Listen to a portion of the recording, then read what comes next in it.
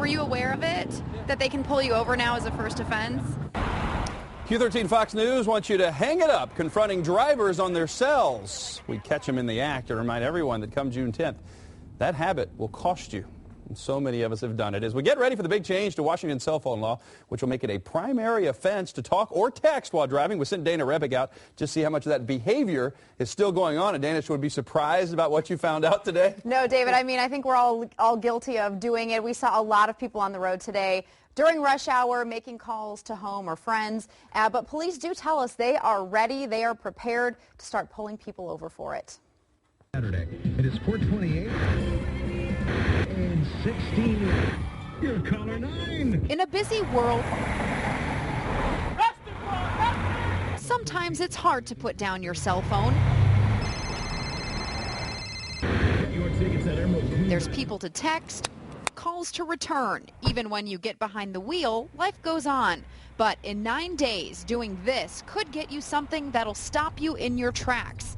A $124 ticket. Today we found a lot of drivers still chatting away in their cars. Were you aware of it?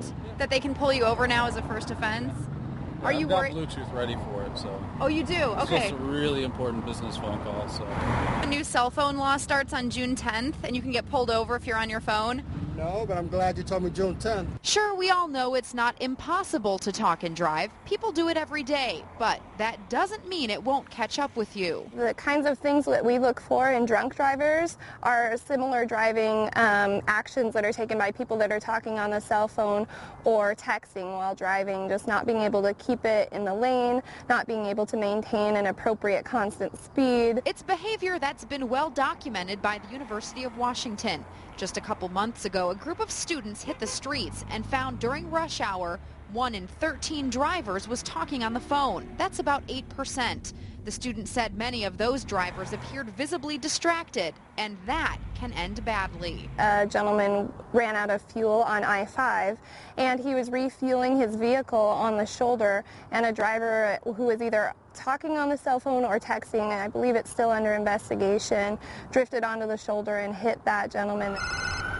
And if you do get in a crash while on your cell, don't think police won't know it. They say a quick check of your phone records will close the case. People just better watch out and try to do the right thing, either put their phone on speakerphone or get a hands-free device, or just leave their phone in their purse or on the seat if they're driving. So, David, something brand new Washington State Patrol told me today they're seeing is people are actually, when they're on I-5 and they get a phone call, they're pulling off to the shoulder of the highway to stop and take the call thinking they're doing the right thing. They don't want you doing that. No, Trooper John said that's dangerous enough as it is doing that. So if you do want to pull over and take the call, get off the highway. If you're in town, pull into a parking lot. Better yet, just go get one of the hands-free devices. Yeah. You can put it on speakerphone, though. I found out that to take the call. But then you're always lifting it up. You got to make sure it's voice activated. Exactly. So there's so much to talk about here, Dana, and we're going to continue to cover this.